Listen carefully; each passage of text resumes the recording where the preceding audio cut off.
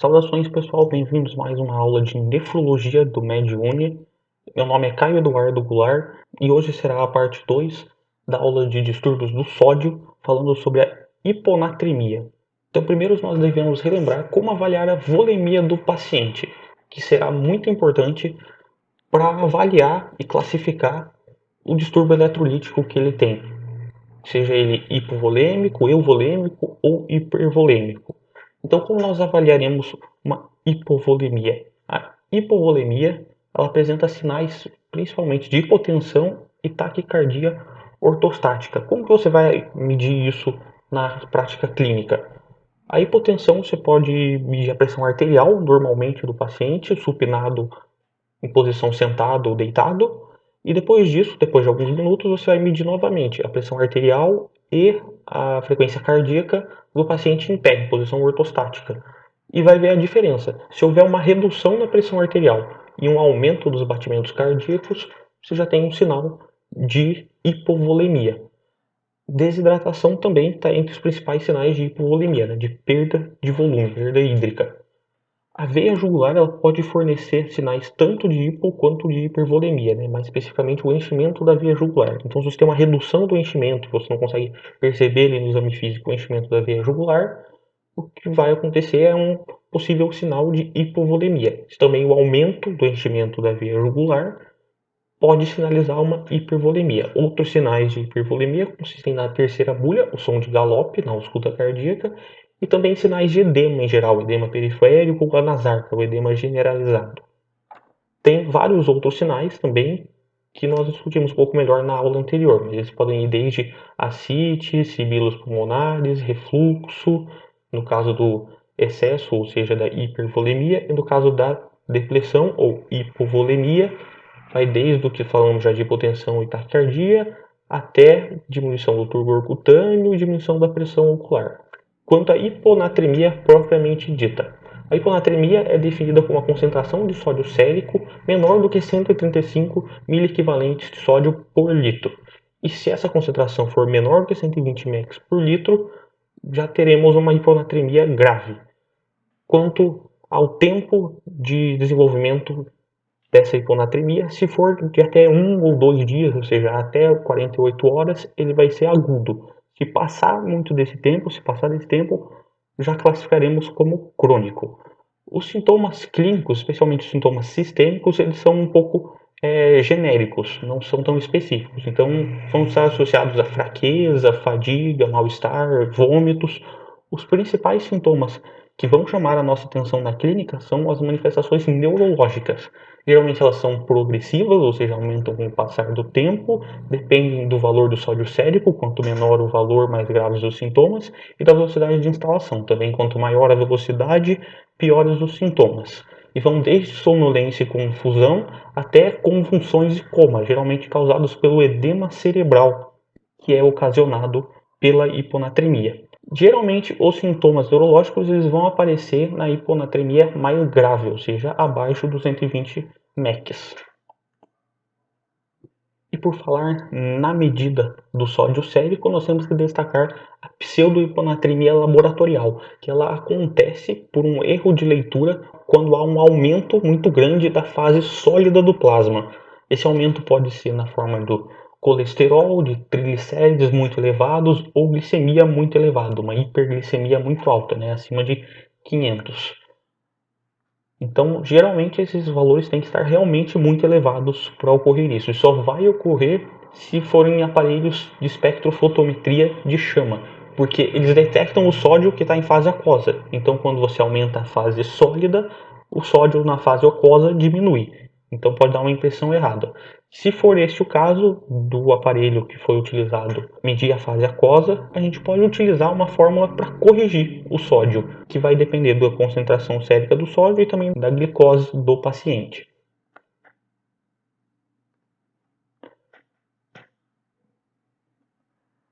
Agora vamos falar da hiponatremia hipovolêmica, ou seja, você tem uma diminuição da concentração de sódio e também uma diminuição do sódio corpóreo total, do volume hídrico total. Geralmente há sinais de desidratação, porque é só lembrar da relação entre o sódio total e o volume total de água, a pessoa perdeu o volume de água, então ela pode ter uma desidratação.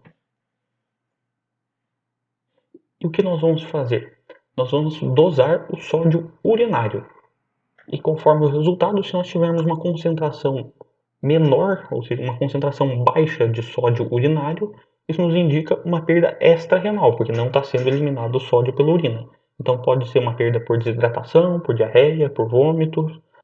Agora, se a quantidade de sódio na urina for maior do que 20 mEq por litro, então isso indica uma perda renal, que pode ser uma nefropatia perdedora de sal ou o consumo exagerado de diuréticos. Vamos falar um pouco da síndrome cerebral perdedora de sal. Na síndrome cerebral perdedora de sal, ocorre uma hemorragia subaracnoide que vai estimular a liberação do ADH. Ela é um diagnóstico diferencial bastante importante para a síndrome da secreção inapropriada do hormônio antidiurético, que a gente vai ver um pouco mais para frente, a SEAD, e ela tem muitas características em comum, que são principalmente a hiponatremia, a osmolaridade urinária aumentada, ou seja, a urina fica muito concentrada quando não deveria, um ácido úrico baixo e um sódio urinário muito elevado, ou seja, perde muito sal pela urina. Porém, para diferenciar ela, nós temos a hipotensão, que é um sinal de hipovolemia, e ela é uma condição que responde bem ao soro fisiológico, o tratamento. Já a SIAD, como nós vamos ver mais para frente, não responde bem ao soro fisiológico. E também ela apresenta um volume urinário alto, enquanto a síndrome da secreção inapropriada não vai apresentar um volume tão alto. Vai apresentar um volume normal ou abaixado, ou rebaixado. Agora sobre a hiponatremia hipervolêmica, ou seja, há uma perda de sal, mas uma retenção de volume hídrico, um aumento do sódio corporal total. Então a gente vai ter sinais de hipervolemia, como edema, nasarca, terceira bulha e outros sinais e sintomas. E ela pode ter diversas causas, mas as três principais que a gente precisa saber é a insuficiência cardíaca, a ICC, insuficiência cardíaca congestiva, a doença hepática, no caso pode ser uma cirrose, por exemplo, e síndromes nefróticas. Nesses três casos, o que acontece para gerar a hiponatremia é que o volume efetivo, ou seja, o volume que está nas artérias circulando, ele diminui, apesar do volume total de líquido extracelular aumentar. Então, diminuindo esse volume que está nas artérias, o rim ele entende que está sendo hipoperfundido, então acaba reduzindo a taxa de filtração glomerular. E quando reduz a taxa de filtração glomerular, ele também retém o sódio. Retendo o sódio, começa a aumentar o volume, uma hipervolemia. Porém, aumenta a liberação de ADH também. Com esse aumento da liberação de ADH, a gente tem uma hiponatremia hipervolêmica. Agora vamos falar um pouco sobre a hiponatremia euvolêmica, ou seja, aquela que se manifesta sem sinais de hipervolemia ou de hipovolemia, sejam elas a desidratação ou edema, nasarca. Tem diversas causas, mas a principal que nós vamos discutir é a síndrome da secreção inapropriada do hormônio antidiurético, ou SIAD, mas pode também ter outras causas, outras origens, que vão ser investigadas conforme a clínica e a anamnese do paciente.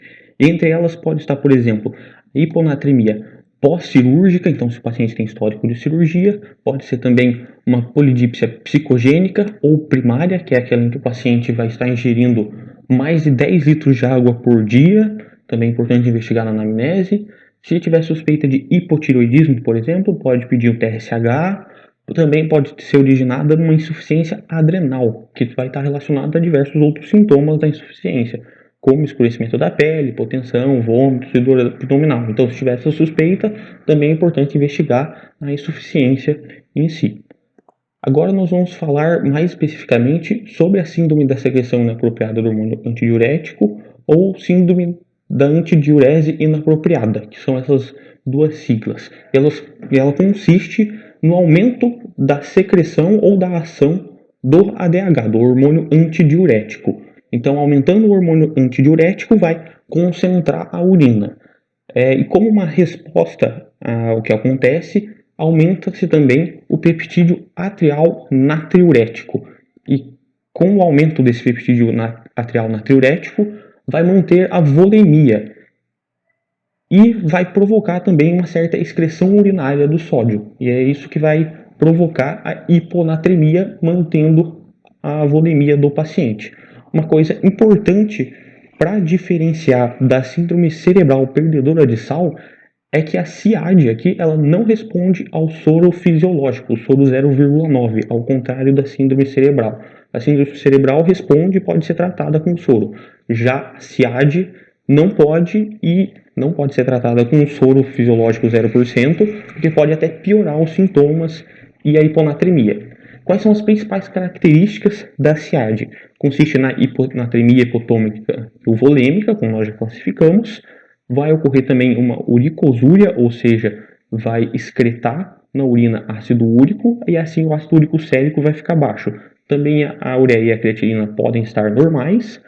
E algo muito importante é que a urina vai ficar muito concentrada, porque é essa a função do hormônio antidiurético, ele vai concentrar a urina. E nessa urina também vai ter muito sódio, porque aumentou a excreção urinária de sódio, acima de 40 mEq.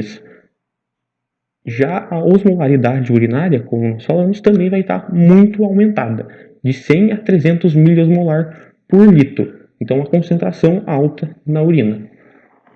As funções renal, tiroidiana e suprarrenal devem estar normais, porque é um diagnóstico de exclusão. Então, se tiver suspeita de alterações, outras alterações renais, tiroidianas ou alguma doença na suprarrenal, tem que investigar. Pode pedir, por exemplo, TSH, T4 livre, cortisol, se tiver suspeita para alterações nesses outros órgãos. E quais são as causas da CIAD? São diversos tipos de lesão no sistema nervoso central, que vão desde infecções, hemorragias e tumores, até um trauma crânioencefálico também, são lesões que podem levar à CIAD. Vários tipos de medicamentos e drogas também podem causar a CIAD, desde carbamazepina, clorpropramida, analgésicos não hormonais, êxtase, fluoxetina, tricíclicos, IECAs também, são os inibidores da enzima conversora da angiotensina.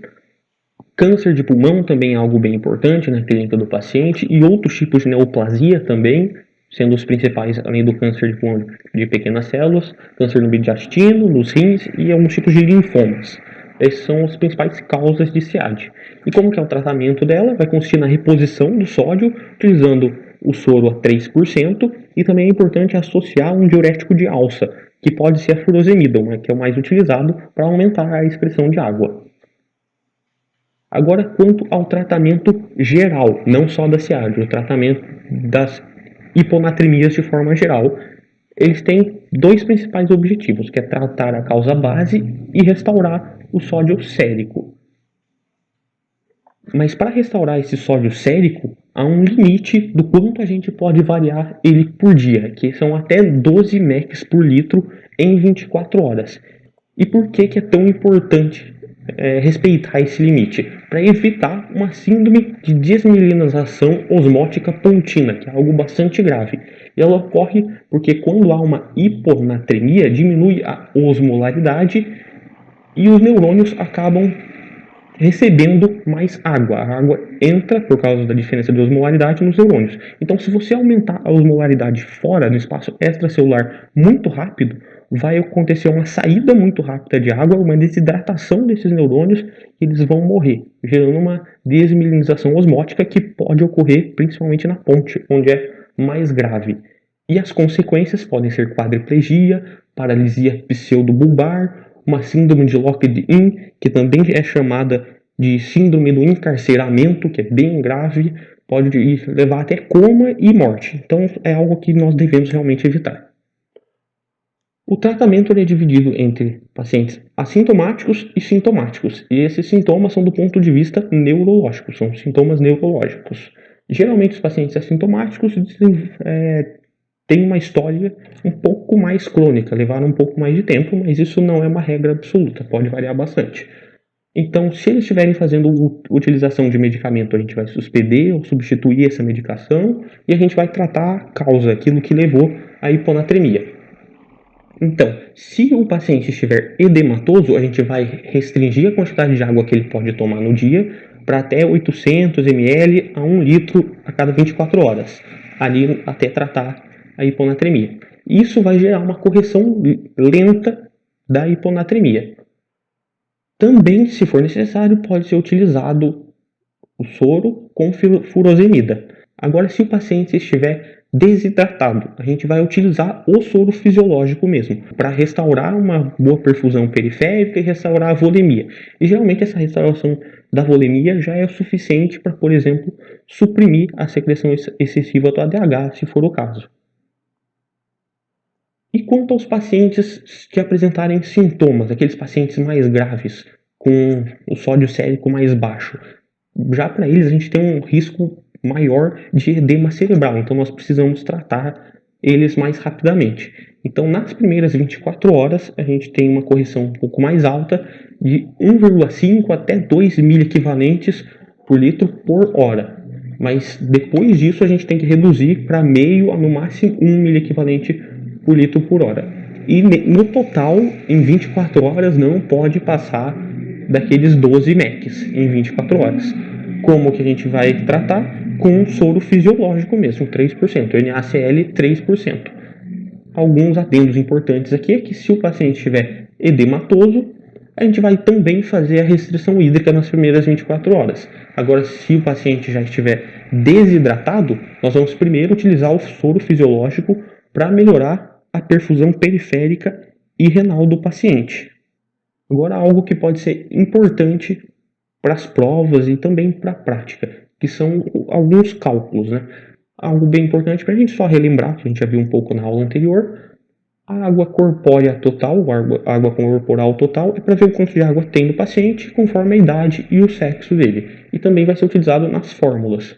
A fórmula de Adrogué, ela vai nos falar quanto espera-se que vai variar o sódio do paciente, dada uma certa infusão nesse paciente. Então, por exemplo, o soro NaCl 3% são 513 mEq, que nós vamos usar aqui.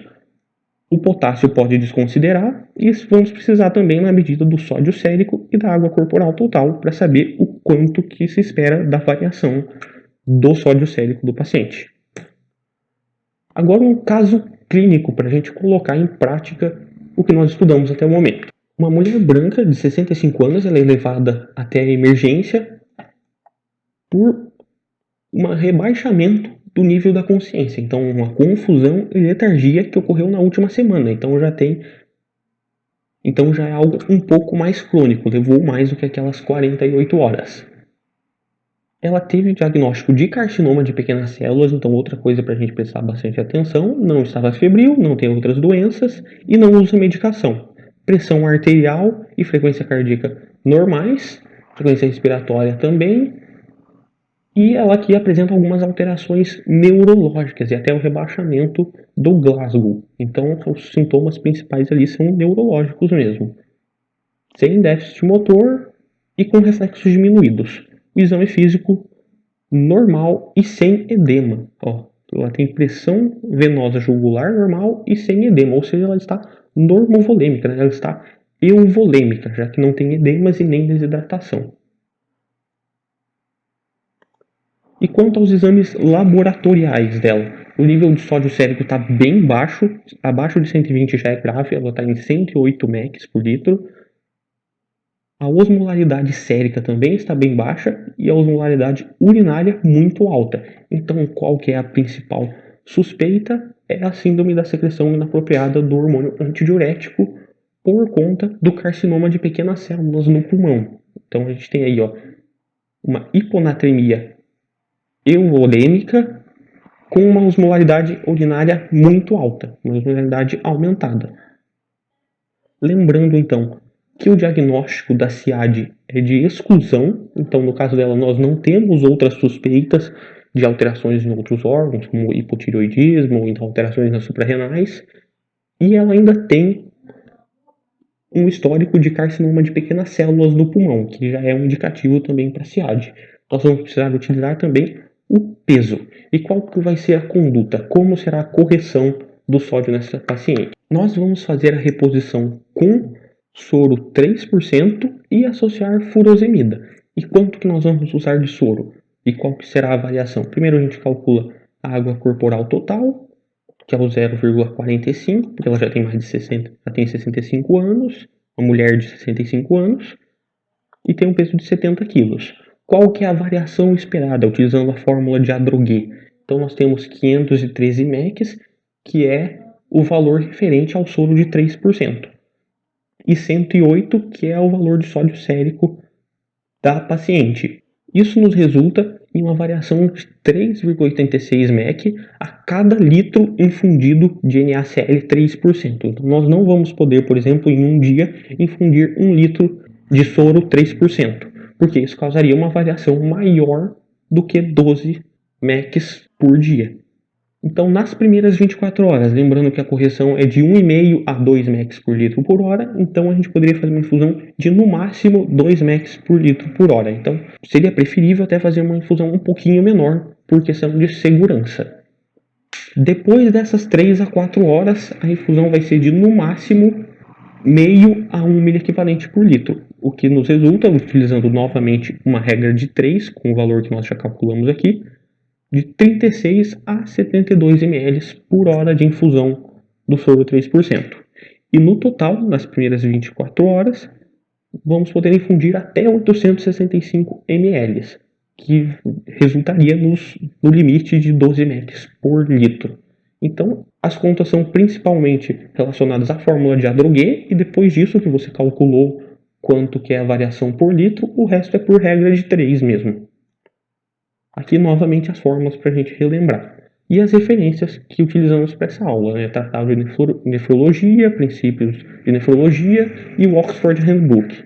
Sintam-se à vontade para deixar críticas, sugestões e dúvidas nos comentários, e também para acompanhar nossas outras séries no canal, nossa série de nefrologia e nossa série de vídeos de psiquiatria também, que estarão nos cards.